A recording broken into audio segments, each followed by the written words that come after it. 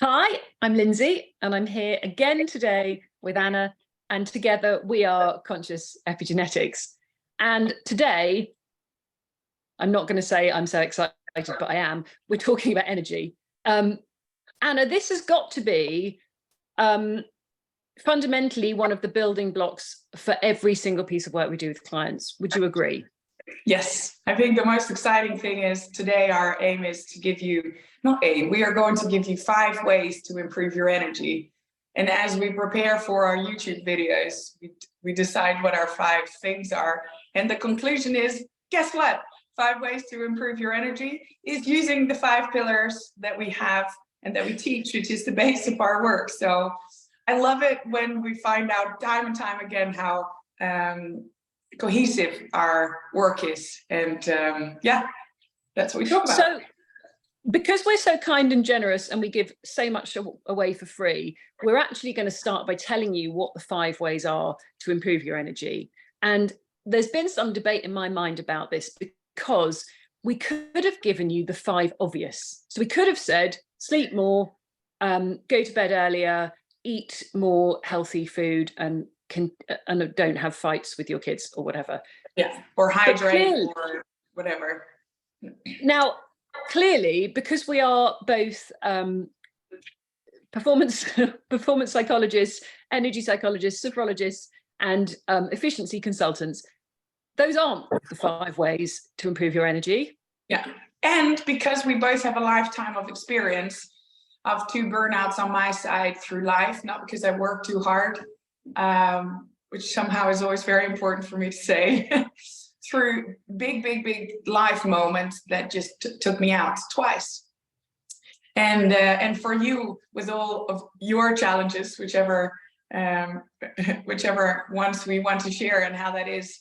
And I think it's because of our background and our stories, that we like giving new things that you don't just find out on paper or just a quick bit of research on Google, but that we like to bring new things. But in our stories, energy, we have found that energy is the base of everything. With not enough energy, there's a lot of things that just simply don't happen. Like, for example, when I worked as an injury specialist, and now when I see people who are recovering, and when I work with people who are talking about healing rather than fixing, although it's kind of the same work, what you learn every time is if you want to fix or heal something, it requires so much energy that often people don't heal or fix because they simply don't have enough energy to be able to let their body do what it needs to do. And therefore people think whatever they were doing was not working. But the simple answer was, it was an energy problem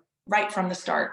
And I've seen that with, sorry, go on. Can I just add to that? Because again, we could talk for hours on this. I'm also having really interesting conversations with people about menopause and fertility and energy. This is absolutely fundamental to the way our bodies work. And we're seeing clients time and time again not get the results previously that they want, because they're doing all the things, but their body doesn't have the energy they need to actually perform the function they're demanding of it because of their current poor energy management. Yeah. Shall I jump in and reel off the 5 for people that only want to watch for 2 minutes and then leave? Yes, but can I add one more detail to what you said? Yes. When you said they are doing all the things, they think they're doing all the things, but they're actually not doing all the things, which is why we start with the 5-pillar method. Because out of our 5-pillar method, that's a super good checking point for everybody to go, but I'm doing all the things, but are you? What are the 5 pillars, and which ones do you work on and focus on, and which ones do you not? Because most of the time people say they're doing all the things, but they're doing 2 out of the 5. And if you want to create better performance, if you want to have more energy, if you want to have anything go better in your life, the trick is, and that's our big point and selling point for what we do, is the trick is you have to do multiple things that are interlinked and connected and interwoven with each other, because that is how you make true progress and lasting change. Can you remind me which sports psychology theory that is related to? Because I was trying to look this up the other day. Can you remember? Which sports psychology? The one where it's micro changes across multiple disciplines. Yes. So the it came back from, for me, it came back from a book that I read about one of the top hockey coaches in the Netherlands, who was called Mark Lammers.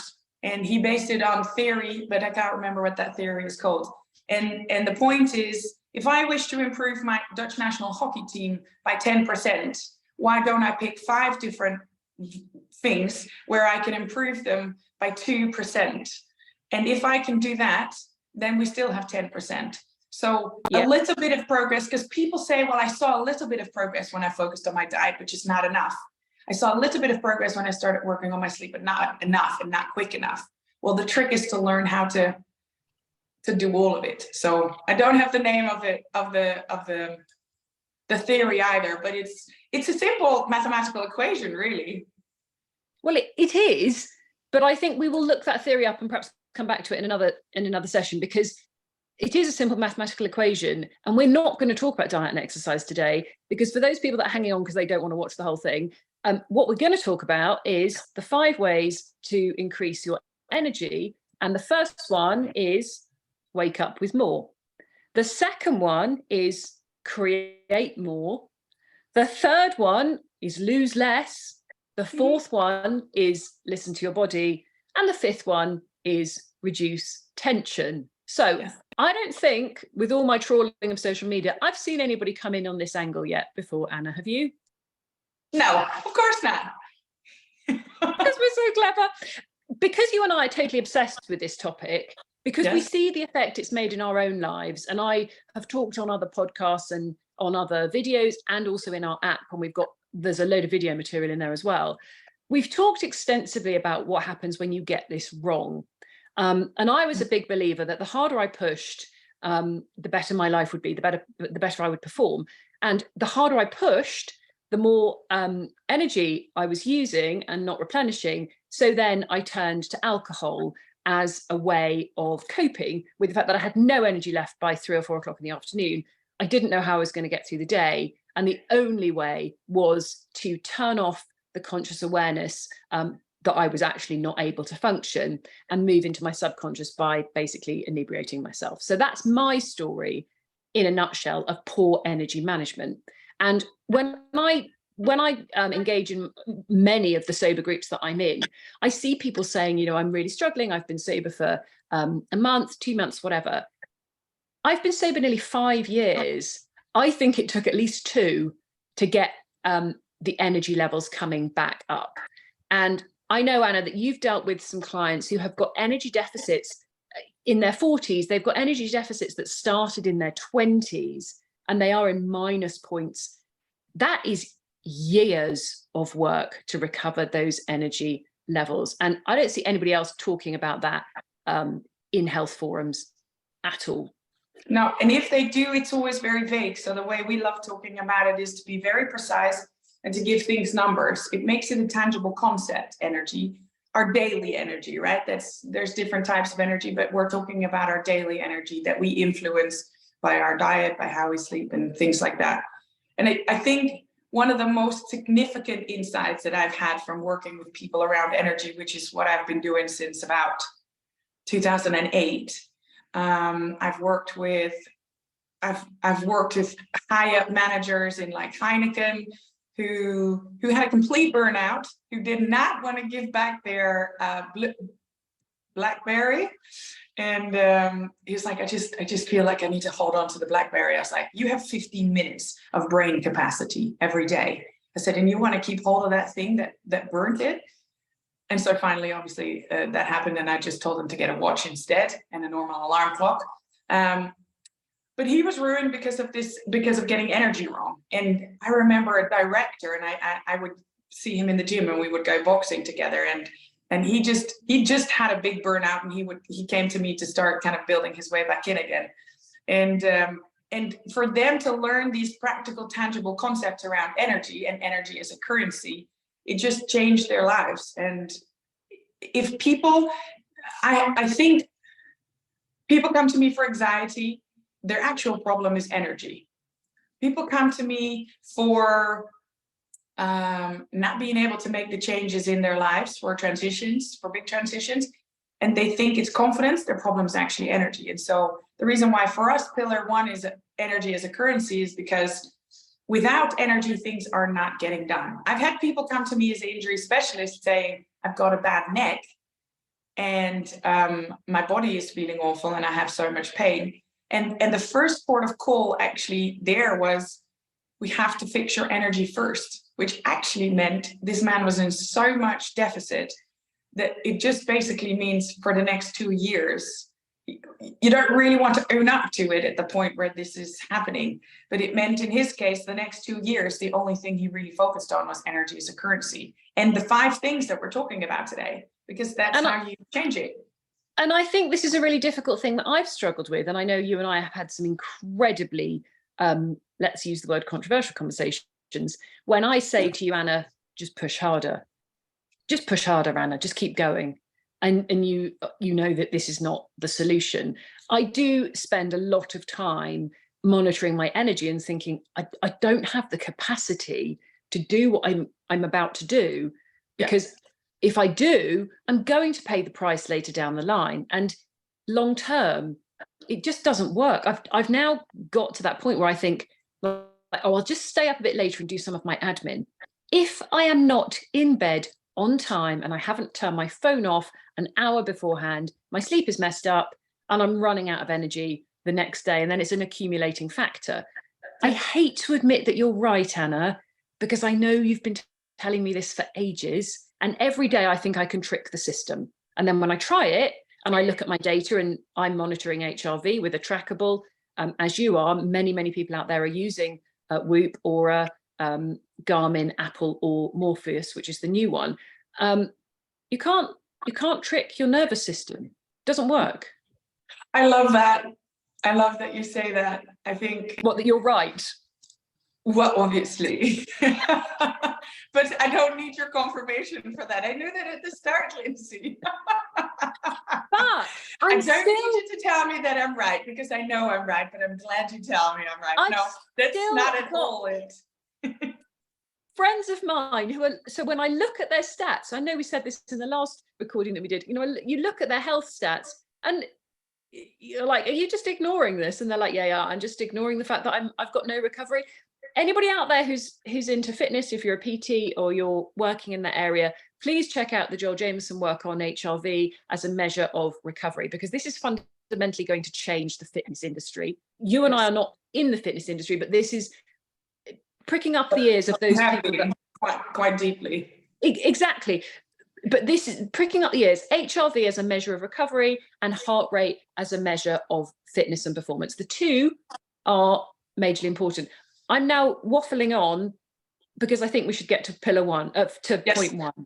Yes. Point 1. I want to add one thing, because today we're going to talk about these 5 different points.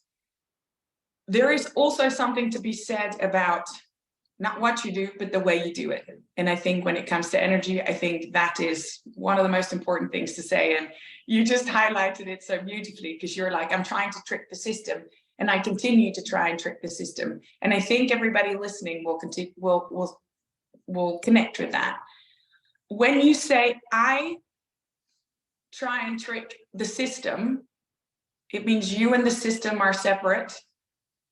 And you are trying to outwit and outclever the system. And you're thinking, I want this, but my system doesn't. So we're on opposite ends of the table. If you start like that, go on. I'm going to say, am I allowed to defend myself? Because yes.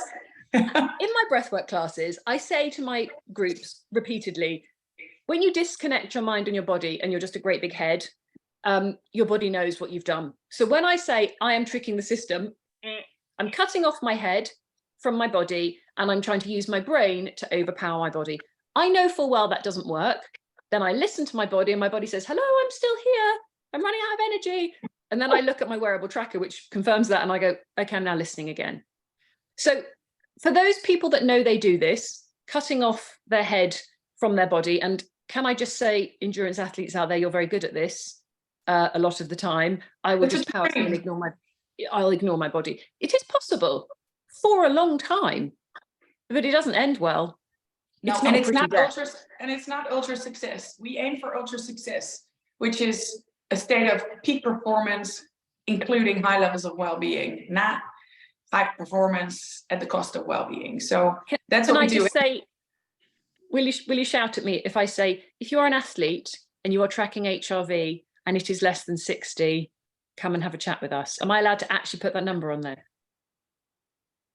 I think if you are an athlete and you take your athleticism and your sport serious, which means you like to perform well, you should aim that for your age, you are at the top of the standard chart of heart rate variability. And so the standard chart of heart rate variability, we'll put a link underneath where you can find it. You can also Google it. It's very simple. It goes, if you're young here and old here and heart rate variability is high there and low there, it goes, you're young, you have a high heart rate variability. And as you get older, the heart rate variability goes lower. And there is a range in which you need to, in which people should sit. If you take your sport serious, if you take your performance serious as a professional musician or not a professional musician, if you take longevity serious and you want to be there when your kids are old, and if you take your body serious, or if you take your body serious, if you want to perform in any way, your aim should always be that your heart rate variability is at the top of the range for your age. If it is not, you are impaired and you are not functioning at your optimal level. And by focusing on improving that as one of the things, you will have more resources. That's a high variability. You have more resources to allocate to things, which means low heart rate variability means impaired cognitive capacity. It means impaired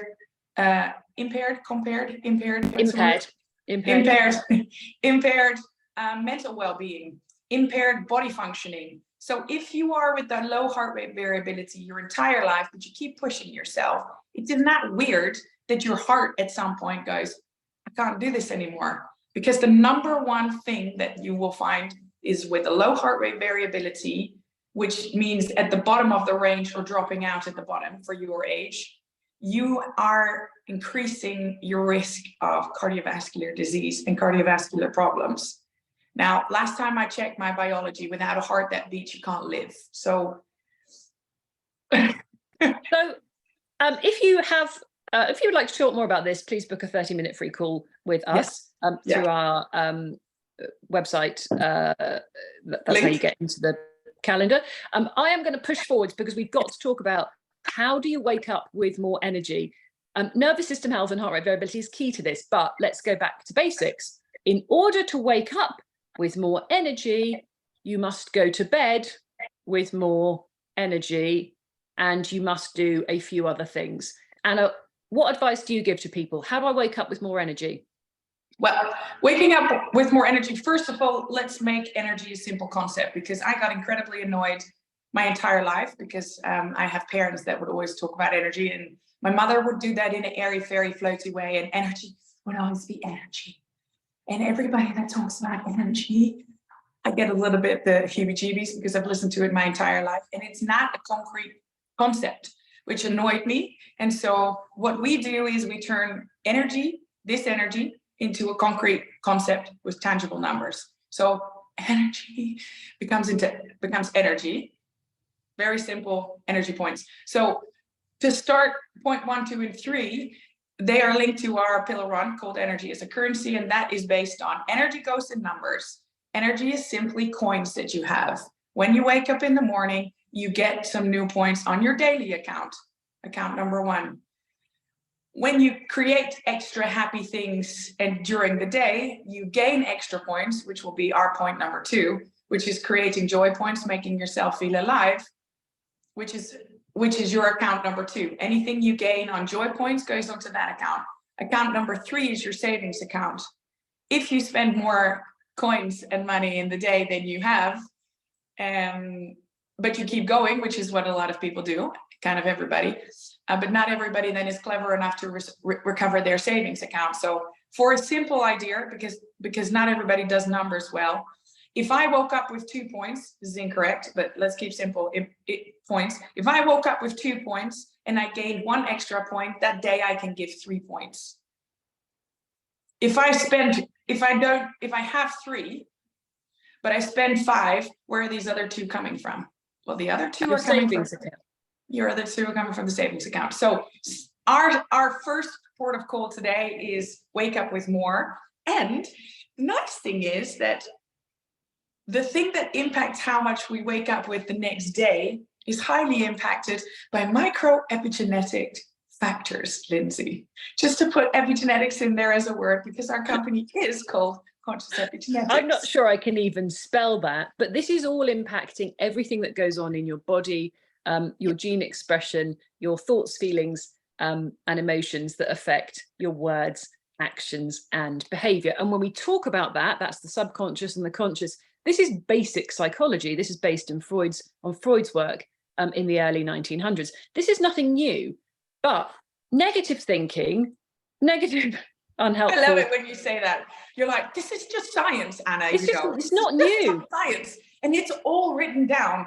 This is also not new. I love it when you say that. It's not, but because of the way the world has developed with technology, we're now so overwhelmed and we're burning energy so quickly because of the subconscious impact of the flow of information. The information flow at us on a daily basis is increasing day by day. You know as well as I do, every day you've got more emails, more text messages, more information on social media, more apps coming at you. This is affecting your subconscious, the overload, the energetic overload, and the energy requirements to actually deal with that. It's like standing in front of a motorway, vroom, vroom, vroom, vroom, vroom. This burns energy. There's no brakes. Your nervous system's stuffed. Let's go back to basics. All of these things are eroding your energy savings. So wake up with more, Anna. Yeah, we have a really nice blog written about this, which is called the 12 non-negotiables. And they're our favorite 12 things that we think you should do in a day. My aim personally is to hit 10 out of the 12 every day. Sometimes that changes. Sometimes I have weeks that it's the same 10. We will link that underneath because there is the information there of some of the basics that we think. But to give a quick idea of what epigenetics is and why that's important, basically epigenetics is what sits in our environment, that's inside of us, what we think, what we do, whatever, and what's outside of us. And that's habits of hydration, habits of nutrition, sleeping, sleep routine, sleep consistency. All these things kind of joyfully fall under one category, which is epigenetics, how they impact us, and they impact how much we wake up with how many points we wake up in the next day. And so it's wonderful because it's just one simple aspect of what we work with. And the 12 non-negotiables are very simple. Things that are in there are connecting with humans, cleaning your digestive system, because that's important in whichever ways, like a cleansing drink, whatever. But check out the 12 non-negotiables if you want to learn more about that. But what you do every day, that's what you want to know. It's a good reason why you want to focus on it.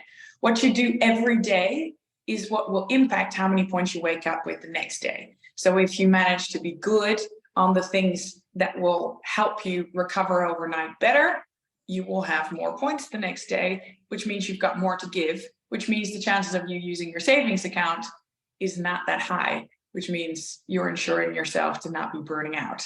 So now, because we're itching to get onto point 2, because I know you're desperate to talk about joy points and I'm desperate to talk about appreciation practices as a sophrologist, can I move you on to point 2, how to have more energy? Point 2, create more. Point 2, how do you create more energy? Now, physicists watching this, and perhaps some of my very clever scientist friends, you know who you are, might say, Lindsey, you can't create more energy. The universe is a closed system. That's why we've got all of this research in the labs about atoms and collider, the Hadron Collider, for example, if you know anything about that. You can't create more energy, but Anna, you can increase your energy reserves from a psychological perspective by creating joy points. Yes. So there is energy. Einstein says, you have a certain amount of energy and that's always yours, and you can't give that away. It just feels different. So we're not talking about quantum physics energy, but we are talking about a creative concept to enable us to discuss, I just don't have the energy for it. or wow, I'm really low on my energy. So it's a created concept so we can get a handle on this whole concept of how much energy do we have, levels of how well your battery is restored. So we're not discussing how many particles make your battery.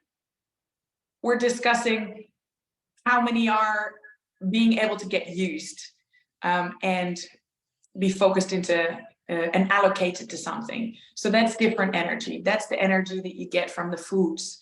That's the energy you lose when you spend time with people who are or really tired or draining your energy because they're talking about things that you don't really want to know.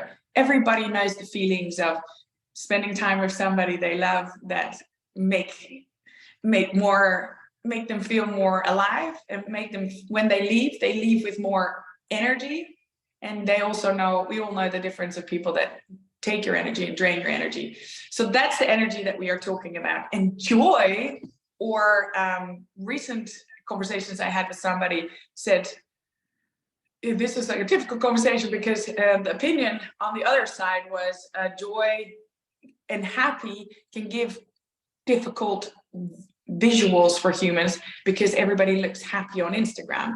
And so joy is a little bit different, but joy is also a concept that's been used a lot and misused a lot. And this person said it's actually about feeling alive. When you do something that makes you feel alive, you get joy points. And I thought that was quite a helpful, different narrative that I would have never found.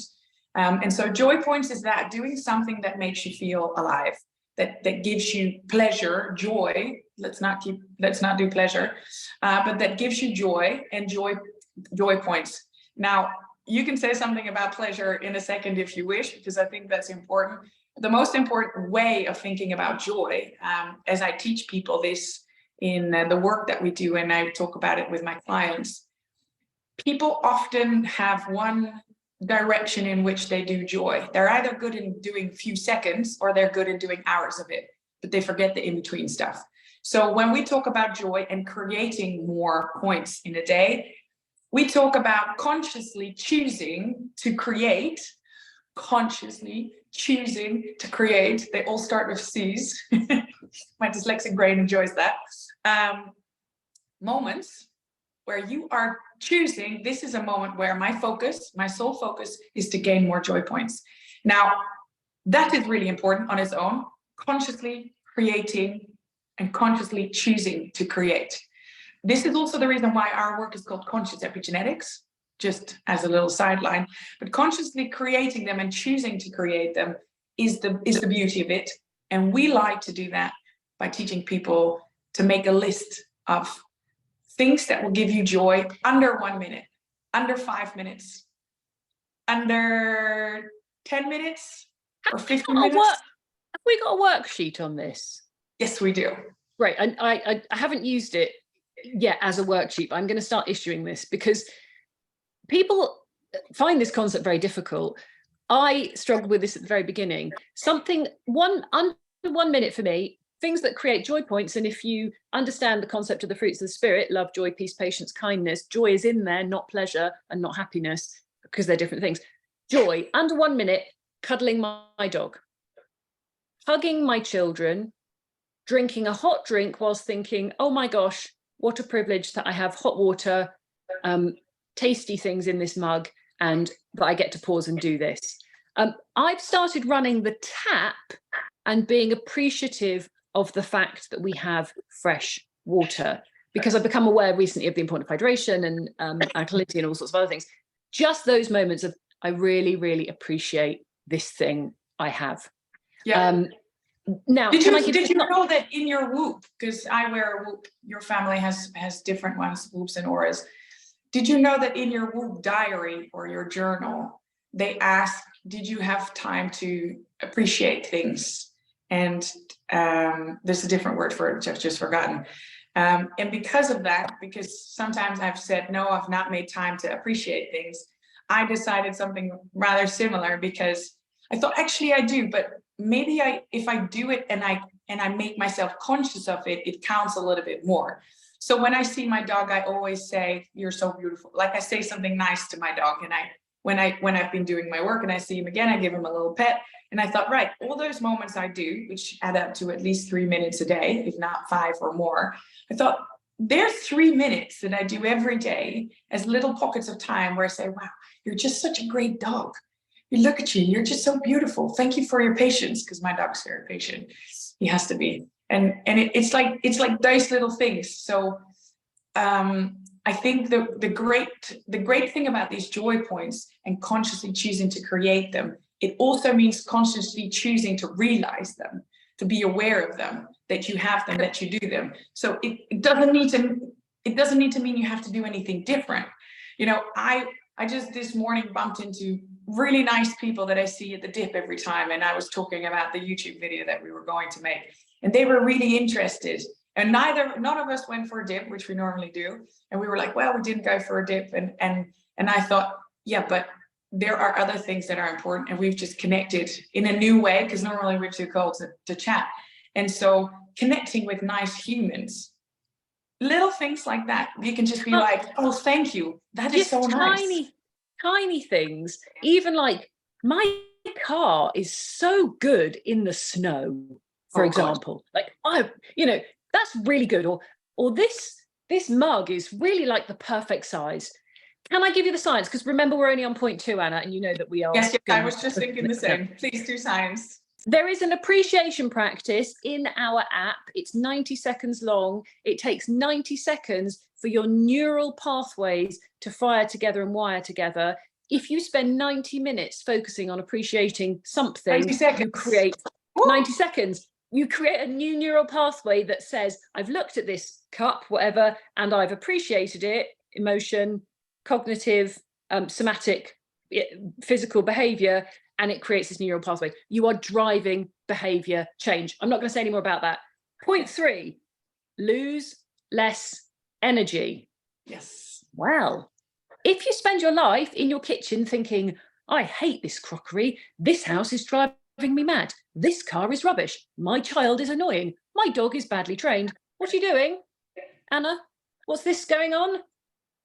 Well, you're losing points, but you're also allowing yourself to be helpless, or apply you are acting from a learned helplessness point of view, losing energy over things that could be changed, but you're not taking the time or energy to change them, which you might do because it takes you energy and time which you think you don't have. But if you just took the time to realize you hate your crockery, I'm like that when I move to a new house. I will only buy what I really love. You've heard me have that conversation with you before.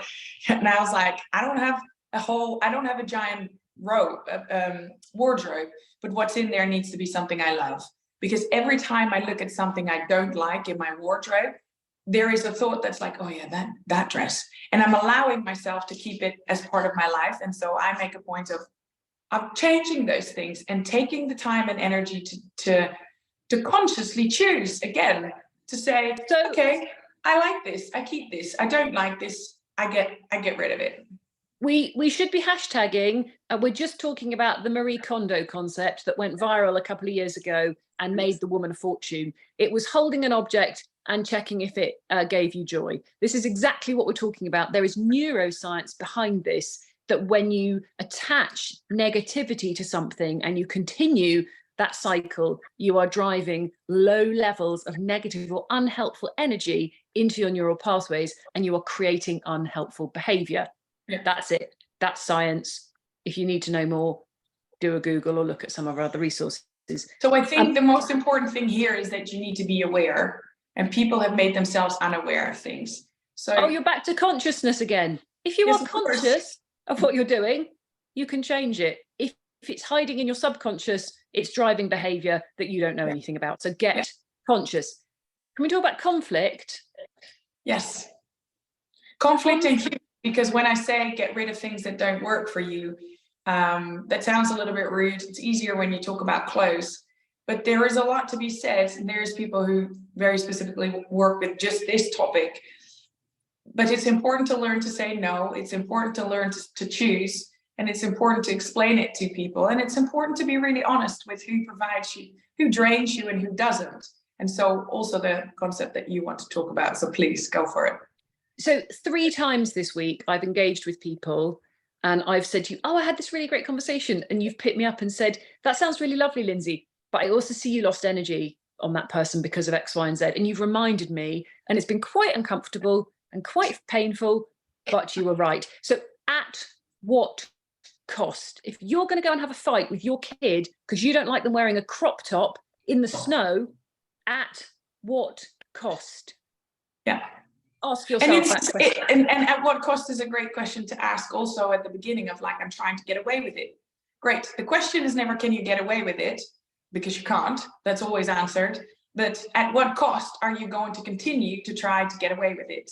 And I think the moment you decide that you're a team and you're doing this together, and it's not you against your body, but it's you together with your body, and it's you with your buddy, that's your body, that's your friend. I like making people become friends with themselves again and their body, which is important. Then that changes a whole lot. And I think... Can I interrupt? I'm so sorry, because I'm really rushing because we've got so much to say on this. Something that you keep reminding me of, what loses energy? Changing focus. So changing focus, multitasking is the worst thing you can do for your energy, because you're not focusing your efforts on anything and you are scattering your energy and scattering your attention. Yes, but most importantly, it's a chronological thing. So this came forth to me about working with clients, and I would have them for 1 hour. So in the morning, I'd wake up, I'd sit in my own body. I have client number one. I climb into their body, fixing it, feeling it, understanding it. Literally, I climb in their body. I don't close my eyes, but I don't really see anything, but I'm seeing things in my head and fixing them. After an hour, I climb out of their body. I have to climb into my own body and then back into the next person. And then I realized at some point it's much quicker and much better, and it was more efficient for my client. Then I spend more time with them, getting more things done. And so I swap less. So it's not just trying to do 3 things at the same time in one given moment. So it's like one given moment and you're trying to do 3 different things. It's in one moment and swapping to another moment. That is a transition. That takes about 20, in some case, 40% of people's energy that they have a day, because they go and do, you have really busy days. When I listen to them, I'm like, wow, you have to, because you've got kids. And so we keep talking about create days where you have no more than like 8 big transitions. How many? Well, 8 is quite a lot already. So today, my day has 9 appointments in the diary, 9 different things from 6 in the morning until 9 o'clock tonight. It's hideous. I hate it. It takes so much energy. Yes. This is rubbish energy planning. In my head, I'm like, oh, look at me. My diary planning is so amazing. I can do all these 9 things, la, la, la, la. And actually, this is hideous. I hate it. If you are doing that, listening at home, stop doing it and start consolidating your efforts and your activities. Can I move on? No, because I'd like to give you some credit first, because it's very honest that you say that that's how your day is. I think when you have kids, you can't really help that it goes like that. I think depending on certain jobs that you have, you can rearrange some stuff, but depending on the level you have in a company, right? But what you need to know is that Lindsey used to have 20 to 30 a day. So you saying, well, 9 is hideous, that's true, it's hideous, but being aware that you have 9 is amazing, and having 9 when you used to do 20 and didn't think too much of it, that's the progress. So, and that progress has been made, that's realizing it doesn't work, trying it again anyway, trying it another way, oh, this is nicer. Like, some of these things come with trial and error, and that means it just takes a bit of time to get used to it. They do, and I'm conscious about it. And also, I'm prioritizing sleep a lot this week. And also, I've built some really nice joy points in for tomorrow. So I'm trying to compensate. And you have a friend called Anna who's wonderful and challenging as a friend, because I say these things and you do the same for me. But Anna, that you wish you didn't hear, but you're like, yeah. I don't like you telling me this, but it's true. Anybody who's listening to this podcast who would like to come and work with us, can I just point out that we are quite strict with people, because we have to be, and it doesn't always go down so well. If you have experienced the strictness of Anna, or the raised eyebrow of me, you know why. And sometimes, well, how ready are you? How willing are you? Anna, we're going to have to move on to number 4. Listen to your body. How to have more energy, listen to your body. Yes. I think this is pretty obvious, isn't it? If you cut yourself off here, you can't hear your body. What? I didn't hear you. What? Oh, sorry, Anna. So can I point out practical word tactics though, because you said you can't hear your body. So we have something. Ooh, let me sit comfortably. We have something, and it's called BodyBraille. I'm going to explain to you why it's called BodyBraille, because Lindsey says you can't hear your body, and we say you need to listen to your body. Well, you have to imagine that it's not in hearing or in listening, but it's in feeling. So the only language that we have currently that is made to feel, not to listen or to read, is Braille. Braille is for people who can't see, and it's made out of dots. And you read it on paper like this. I know this because I used to live in a little town called Sint-Wiersgestel in the Netherlands, in the south. And it has one of the biggest, if not the biggest, institute for deaf people. So people from all over Europe would come over and would send their kids there, and they would get schooled there. And there was like adult people who were deaf behind us in the house that we lived in. And I just thought they were incredibly fascinating. But because that was the case, there was like an extremely significantly higher level of people that were deaf in our village, and we'd see them everywhere. And so that's where I learned about Braille, and I would watch them read, and I thought it was just the most incredible thing. But Braille, we have BodyBraille. So listening to your body is not, because it doesn't work like that. It's reading it physically in the body, and it's learning to understand the differences. How does my body, my favorite exercise is the Frank exercise.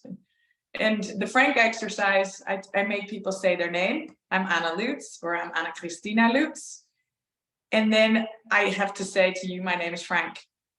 And then I make people practice saying it and understanding it and connecting it with other people so that they can feel in their body what the difference is between something that works and fits with them and something that's not their name and doesn't fit with them.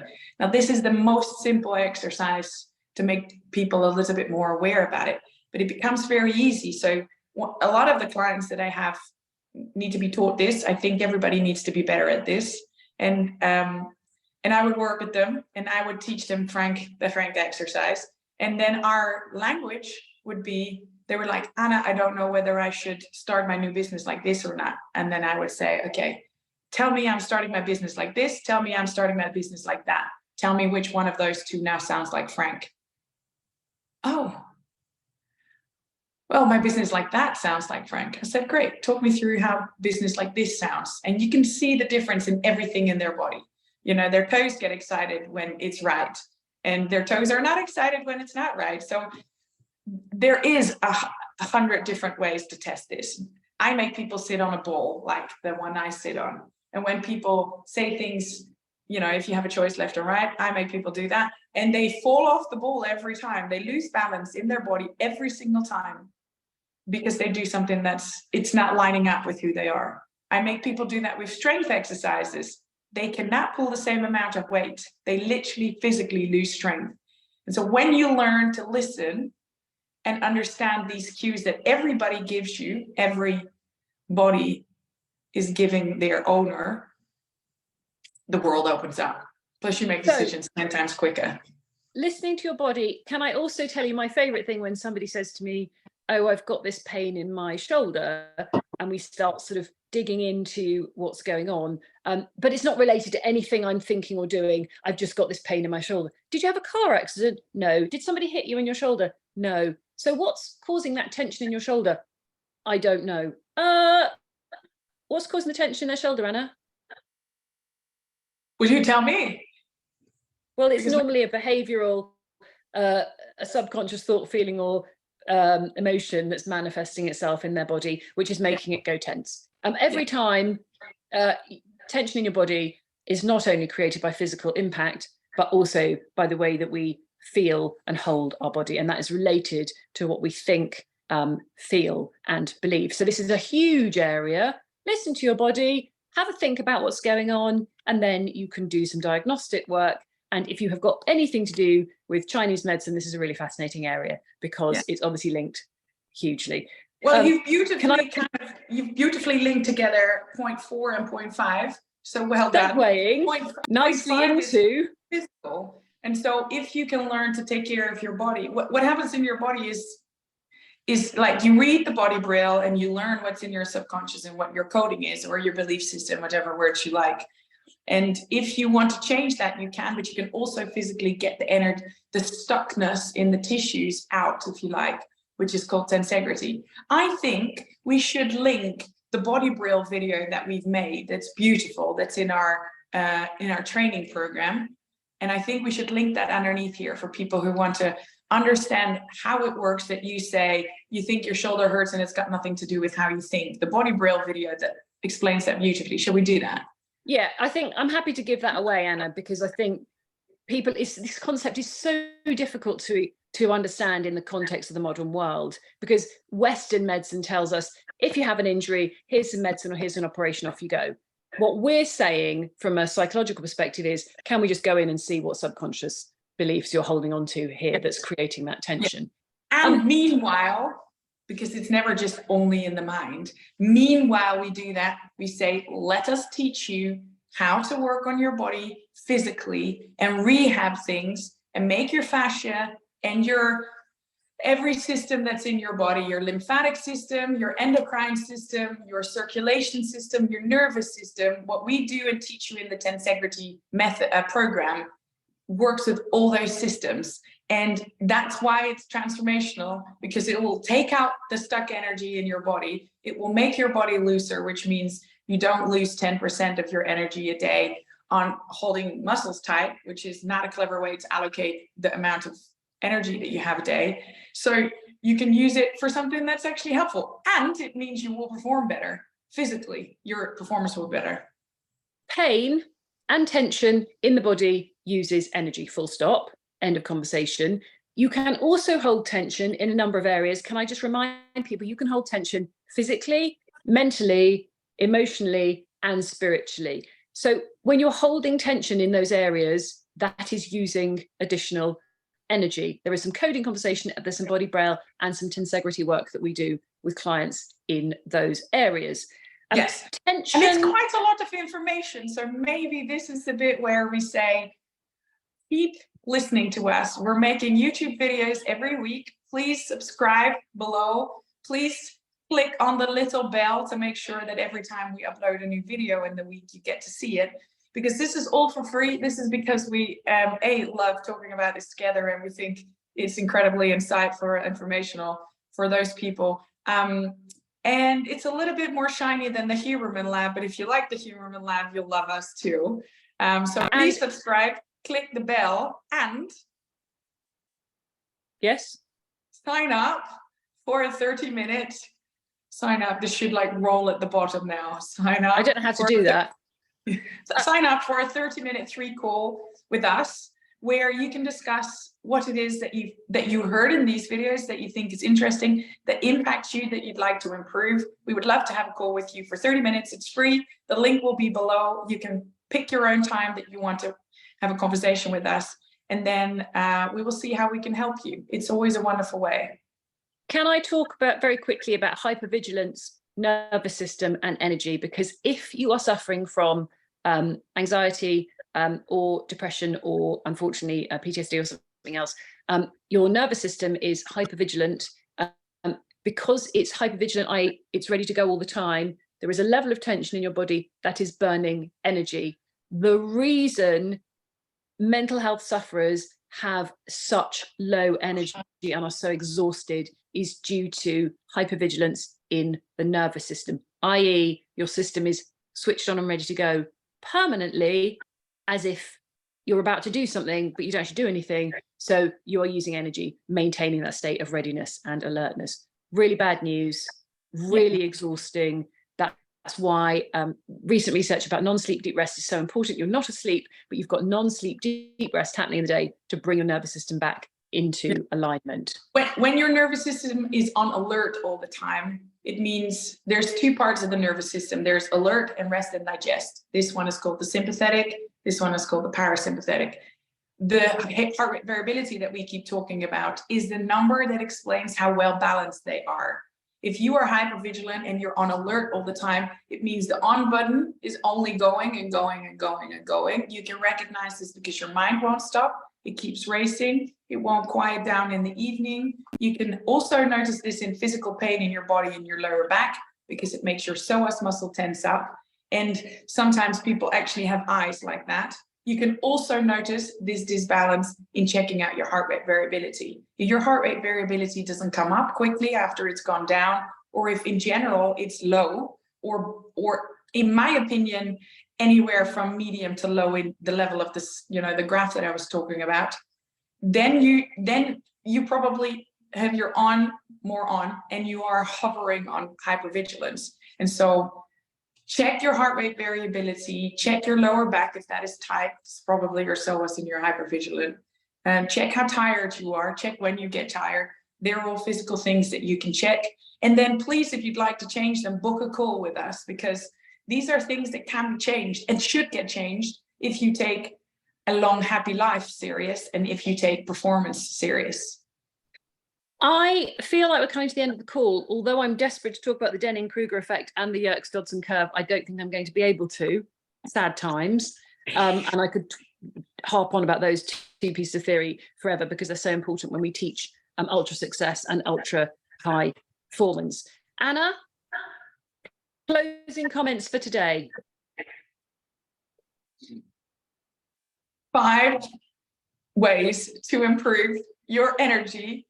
1 is gain more. Is that what Wake up with more.